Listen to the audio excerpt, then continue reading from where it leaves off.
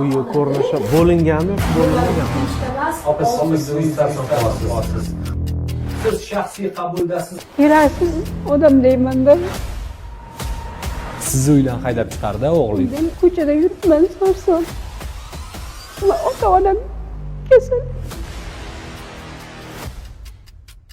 Bir-biriga yopishyapti-da, qanaqadir. Siz rostdan psixologmisiz? Aytyapman, bu janjal qo'ymaydi dedi. Agressor bitta qiladi-da, bo'ldi, o'xshayapti, ketyapti.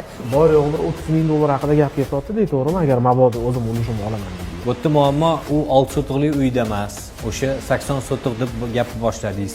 Hozir hokimlar shunday qilib beradimi? Sudda javobini tushundik. To'g'ri, Bo'lib bergan. Umuman ular yordam qilmagan. Har bitta depressiv holatda biz yashab berishimiz kerak.